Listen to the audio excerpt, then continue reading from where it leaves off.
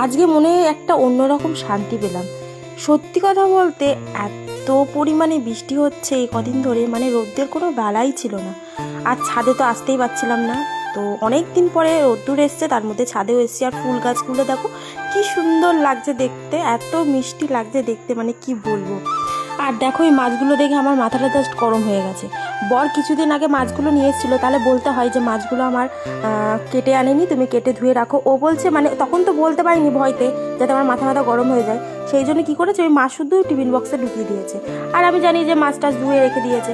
যখনই বের করেছে তখনই তো আমার মাথাটা চরম লেভেলের মাথা গরম হয়ে গেছিলো বরের উপরে, মানে ওর উপরে তো দিয়েছি আচ্ছা মতন। তো তখন যদি আবার বলতো মাছটা কেটে কুটে আমি ধুয়ে ফ্রিজে রাখতে পারতাম।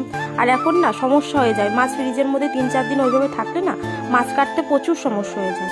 যাই হোক, বরকে তো দিলাম আচ্ছা মতন দিয়ে। এখন আজকে কী কী রান্না করছি চলো তোমাদের সাথে শেয়ার করি।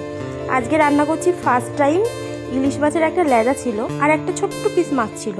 তো কি করব ওই দুটো দিয়ে বুঝে পাচ্ছিলাম না। আমি না মানে ইউটিউবে অনেক দিন ধরেই দেখেছি যে ইলিশ মাছের লেজা দিয়ে বেশ ভর্তা করে। তো আজকে আমি ফার্স্ট টাইম ইলিশ মাছের ভর্তা করলাম। শুকনো লঙ্কা আর হচ্ছে আর কি বলে ওটা রসুন আর হচ্ছে পেঁয়াজ ভেজেছিলাম, দিয়ে বেশ কাঁচা সর্ষের তেল দিয়ে দারুণ করে মেখেছিলাম।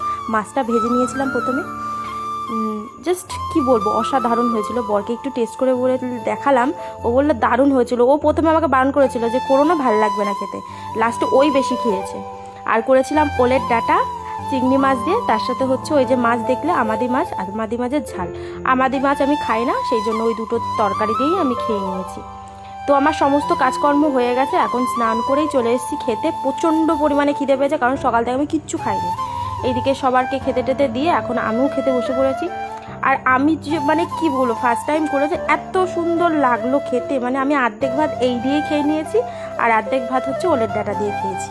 মানে মারাত্মক লেভেলের যাকে বলে, এত সুন্দর হয়েছে খেতে। তোমরা যদি কখনো না খেয়ে থাকো প্লিজ একদিন ট্রাই করে দেখো, হেবি সুন্দর লাগবে।